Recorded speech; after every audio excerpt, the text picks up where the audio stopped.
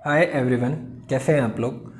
उत्तराखंड सामान्य अध्ययन की सीरीज़ में आज हमारा नेक्स्ट लेक्चर है। हम उत्तराखंड के भूगोल का अध्ययन कर रहे थे। अभी तक हमने उत्तराखंड की जलवायु, उत्तराखंड के आपदा प्रबंधन को पढ़ा था। आज से हम उत्तराखंड का नदी तंत्र शुरू करने जा रहे हैं। उत्तराखंड का नदी तंत्र ही उत्तराखंड की ज्योग्राफी की रीढ़ है। सबसे इम्पॉर्टेंट चैप्टर, सबसे इम्पॉर्टेंट पार्ट उत्तराखंड की ज्योग्राफी का यह नदी तंत्र ही है। आपको अगर नदी समझ में आ गया तो आपको उत्तराखंड की ज्योग्राफी, भौगोलिक सिचुएशन काफ़ी अच्छे से समझ में आ जाएगा। नदी तंत्र, ठीक है ना। नदी तंत्र इतना इंपॉर्टेंट चैप्टर है कि आप ये समझिए कि उत्तराखंड नदियों में ही बसा है। और आप ये भी हम लोगों को पता ही है कि जो उत्तराखंड राज्य है वो हिमालयी राज्य है। यहाँ हर गांव में, हर शहर में, हर कस्बे में एक नदी निकलती है। लेकिन हम यहाँ पे मुख्य मुख्य नदियों का यहाँ पे हम अध्ययन करेंगे। उत्तराखंड में वैसे तो बहुत सारी नदियाँ हैं, लेकिन उत्तराखंड की जो मुख्य नदी में एक सबसे बड़ी नदी आती है। 3 नदी तंत्र यहाँ के इम्पॉर्टेंट हैं। एक है यमुना नदी तंत्र, एक है गंगा नदी तंत्र और एक है काली नदी तंत्र। ठीक है, ये यमुना नदी तंत्र है, ये गंगा नदी तंत्र है और ये काली नदी तंत्र है। यमुना नदी तंत्र में यमुना नदी और टोंस नदी का अध्ययन किया जाता है। गंगा नदी तंत्र में अलकनंदा, भागीरथी और उसके बाद जब ये दोनों मिल जाती हैं तो गंगा नदी का अध्ययन किया जाता है। और काली नदी तंत्र में काली नदी में मिलने वाली नदियों का अध्ययन किया जाता है। ठीक है, तो आज से हम शुरू करने जा रहे हैं। सबसे पहले हम यमुना नदी तंत्र को पढ़ते हैं। ठीक है, यमुना नदी का तंत्र देखिए। यमुना नदी जो है वो उत्तरकाशी से निकलती है और राज्य के 2 जिलों से होकर बाहर निकल जाती है। उत्तरकाशी से निकलती है, देहरादून होते हुए राज्य के बाहर चली जाती है। तो देहरादून होते हुए राज्य के बाहर चली जाती है। ये देखिए, मैं इसकी राइटिंग पे मत जाइएगा, मैं आपको ऐसे डिटेल में समझाता हूँ। पहले 1 मिनट ये देखिए। उत्तरकाशी में इस साइड एक बंदरपूछ पर्वत है। ठीक है, बंदरपूछ पर्वत है, उसके यमुनोत्री ग्लेशियर से यमुना नदी निकलती है और राज्य से काला पत्थर नामक जगह से बाहर निकल जाती है। ये देखिए, मैं फिर से बनाता हूँ 1 मिनट। ये एक बंदरपूछ नामक पर्वत है। ठीक है, और यहाँ से यमुनोत्री ग्लेशियर से ये यमुना नदी निकलती है और काला पत्थर नामक स्थान से राज्य के से बाहर निकल जाती है। ठीक है, इस दौरान इसमें कई नदियाँ भी मिलती हैं। ठीक है, इसमें इसकी जो सबसे प्रमुख सहायक नदी है वो टोंस या तमसा नदी है। टोंस नदी इसकी सहायक नदी है और टोंस नदी भी क्या कहते हैं, आपके बंदरपूछ पर्वत जो मैंने ये बताया यहीं से निकलती है। वो यहाँ के स्वर्गारोहिणी ग्लेशियर इस साइड पड़ता है, वहाँ से निकलती है और देहरादून में आके इससे मिलती है। वो आगे मैं आपको बताऊँगा। पहले हम यमुना नदी, वो मैं आपको आगे बताता हूँ, पहले हम ये देखते हैं। ठीक है, ओके, अब आप आइए। जैसे ये देखिए, मैंने बताया क्या, बंदरपूछ पर्वत। थोड़ा राइटिंग ऐसी है, ये मैंने पहले बहुत जल्दी जल्दी में नोट्स बनाए थे, पहले के नोट हैं, तो थोड़ा सा उसको इग्नोर कीजिएगा। देखिए, मैंने बताया कि उत्तरकाशी जनपद में बंदरपूछ पर्वत के पास से, ठीक है, बंदरपूछ पर्वत से नदी निकलती है यमुना। ठीक है, ये यमुना नदी ऐसे करके निकलती है। यमुना जहाँ से निकलती है यमुनोत्री ग्लेशियर से, उसके जस्ट बगल में यमुनोत्री ग्लेशियर है। ठीक है, यहाँ से निकलती है। ठीक है, यहीं पे यमुनोत्री धाम भी है। ठीक है, इसमें सबसे पहले नदी आके मिलती है ऋषिगंगा। कौन सी नदी आके मिलती है? सबसे पहले नदी आके मिलती है ऋषिगंगा। ठीक है, अब आप देखिए, ये ऐसे करके चल के आ रही है, तो ये इसके बाएं हाथ से ऋषिगंगा आके मिली है। ठीक है, यमुनोत्री कांठा से निकलती है ऋषिगंगा और यमुनोत्री कांठा के ही एक छोर से निकलती है हनुमान गंगा। पहले ऋषिगंगा मिली।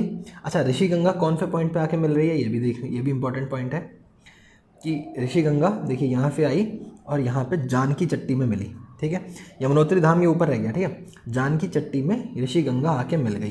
ठीक है, उसके जस्ट नीचे वहीं यमुना से आ रही है हनुमान गंगा आ रही है, वो हनुमान चट्टी में मिल रहे हैं। तो देखिए, सबसे पहली नदी कौन सी है? मैं देखिए, इसमें वैसे तो बहुत सारी नदियाँ यमुना नदी में मिलती हैं, लेकिन मैं बस आपको इम्पॉर्टेंट और जो खास नदियाँ हैं वही मैं आपको यहाँ पे कराऊंगा। पहले नंबर पे ऋषिगंगा आई, जो जानकी चट्टी में आके यमुना नदी में मिल गई। फिर आई हनुमान गंगा, जो हनुमान चट्टी में आके मिल गई। ठीक है, थोड़ा और नीचे आने पर कमलगाड़ एक नदी आती है, कमलगाड़, जो नौगांव नामक स्थान पे यमुना नदी में आके मिल जाती है। ठीक है, ठीक है, अभी तक हम लोग मैंने क्या बताया है आपको, आप लोग ना, मैं अभी आपको थोड़ा सा समझा रहा हूँ, फिर जो हम नोट्स बनाएंगे मैं भी आपको जब करवाऊँगा तो आपको और अच्छे से बता दूंगा। पहले मैं आपको समझ लीजिए। पहले ये बंदरपूछ पर्वत था, यहाँ से नदी निकली, ऐसे निकल गई। ठीक है, इसमें मैंने बताया सबसे पहले नदी आके मिली ऋषि गंगा, फिर आके मिली सॉरी थोड़ा सा ज़्यादा वो हो गया। सबसे पहले आके मिली ऋषि गंगा, फिर हनुमान गंगा और फिर कमलगाड़। ये मिली ऋषि गंगा मिली जानकी चट्टी में, हनुमान गंगा मिली हनुमान चट्टी में, और कमलगाड़ जो नदी थी वो नौगांव में मिली। उसके बाद ये यमुना नदी जो हमारी है वो निकल गई बाहर, उत्तरकाशी से बाहर आ गई और देहरादून पहुंच गई। देहरादून में पहुंच गई, ठीक है ना, यहाँ तक हमने पढ़ लिया। अब देहरादून जब वो पहुंच गई, देखिए हनुमान चट्टी में बोली नौगांव, देहरादून में आ गई। देहरादून में थोड़ा आगे आने पर कालफी नामक स्थान पर इसमें टोंस नदी आके मिली। कहाँ पे आके मिली? ये टोंस नदी आ रही है कालफी नामक स्थान पे। ये एक कालफी नामक स्थान है देहरादून में, वहाँ पे यमुना नदी में आके टोंस नदी मिली। अभी टोंस नदी के बारे में पढ़ेंगे कि टोंस नदी कहाँ से आ रही थी, लेकिन पहले हम लोग यमुना नदी में टोंस आके मिल गई, ठीक है। थोड़ा और आगे बढ़ने पर डाक पत्थर नामक स्थान पे यमुना से एक शक्ति नहर निकाली जाती है। शक्ति नहर निकाली जाती है, वो ऐसे करके आगे जाके यूपी में मिल जाती है, ठीक है। और उस शक्ति नहर में एक आसन नदी आती है यहाँ पे, वो रामपुर मंडी नामक स्थान पे शक्ति नहर में मिलती है, ठीक है। डाक पत्थर से शक्ति नहर अलग होती है, ठीक है, और ये यहाँ से जाके यूपी में बाहर निकल जाती है, ठीक है। ये यमुना नदी का तंत्र है। देखिए बहुत मैंने ज़्यादा आप लोगों को नहीं पढ़ना है, मैं आपको बता रहा हूँ, जितना मैं आपको बता रहा हूँ केवल आप उतने पे फोकस करिए, यही इंपॉर्टेंट है, ठीक है ना। अभी हमारे पास ज़्यादा समय नहीं है और ये बहुत ही ज़्यादा इंपॉर्टेंट नदियाँ जो मैंने आपको बताई ये हैं। तो अब देखिए मैं आपको एक थोड़ा सा ब्रीफ स्ट्रक्चर बताता हूँ यमुना नदी तंत्र का। ये यमुना नदी आ रही है, ठीक है, ये यमुना नदी आ रही है, ठीक है, हाँ ये यमुना नदी आ रही है। उसमें सबसे पहले आके मिल रही है ऋषि गंगा, सबसे पहले आके ऋषि गंगा मिल रही है, वो मिल रही है जानकी चट्टी में, ठीक है। फिर आके मिल रही है हनुमान गंगा, वो मिल रही है हनुमान चट्टी में। फिर आके मिल रही है कमलगाड़ नौगांव नामक स्थान पे। तो ये 3 चीज़ें याद रखिएगा। उसके बाद आके इसमें टोंस नदी मिल रही है, टोंस नदी मिल रही है कालसी नामक स्थान पर।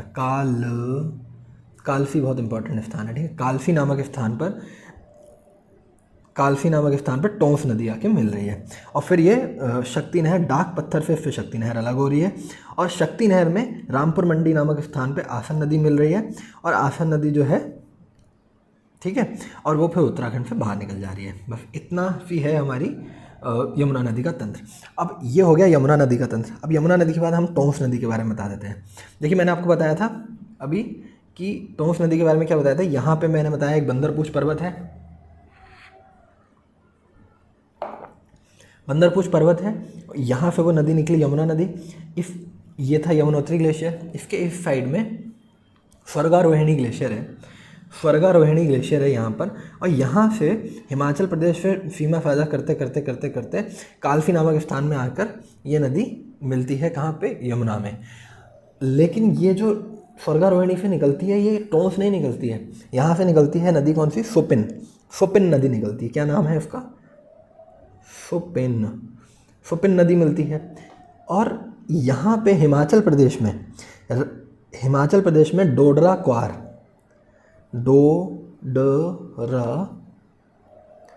क्वार नामक ग्लेशियर से रुपिन नदी निकलती है। क्या नाम नदी निकलती है? मैं फिर से बताता हूँ। देखिए ये मैंने बताया कि ये बंदरपूछ पर्वत है, यहाँ से ये नदी निकल रही है हमारी, और वो आके इसमें एक सेकंड फिर से बनाता हूँ। ये हमारा बंदरपूछ पर्वत, ये यमुना नदी निकली, ऐसे करके निकल गई, ठीक है।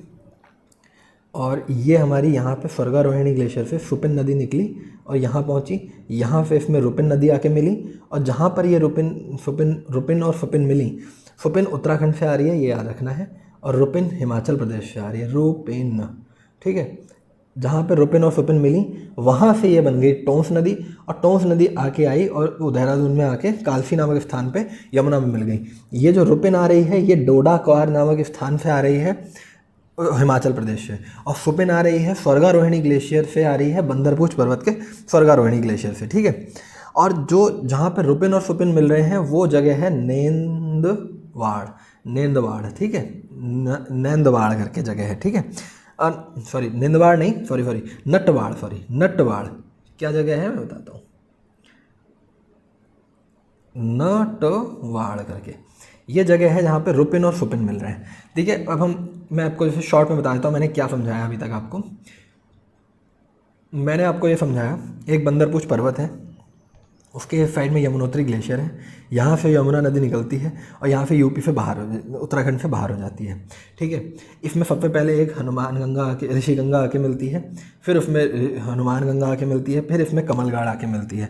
ऋषि गंगा मिलती है जानकी चट्टी में, हनुमान गंगा मिलती है हनुमान चट्टी में, कमलगाड़ मिलती है क्या कहते हैं, कमलगाड़ मिलती है आपका नौगांव में। ठीक है, फिर उसके बाद उत्तरकाशी से यमुना देहरादून में आ जाती है। यहाँ से एक जगह काला पत्थर नामक स्थान से इससे इसकी नहर जो शक्ति नहर है वो अलग होती है, उसमें आसन नदी आके मिलती है मंडी नामक स्थान पे। ठीक है, ये हो गया यमुना नदी। और इसमें कालफी नामक स्थान पे आके टोंस नदी मिलती है। टोंस नदी दो भागों में मिलती है। टोंस नदी यहाँ पे कहीं पे हिमाचल प्रदेश में इधर से आती है रुपिन और इधर से आती है सुपिन। रुपिन और सुपिन मिलके टोंस बनते हैं और ये फिर उत्तराखंड में आके कालफी नामक स्थान पे यमुना नदी में मिलते हैं। तो हमने दो नदी तंत्र एक तरीके से पढ़ लिए। रुपिन और सुपिन मिलकर बनती है टोंस नदी। सुपिन निकलती है स्वर्गारोहिणी ग्लेशियर से, रुपिन निकलती है हिमाचल प्रदेश से।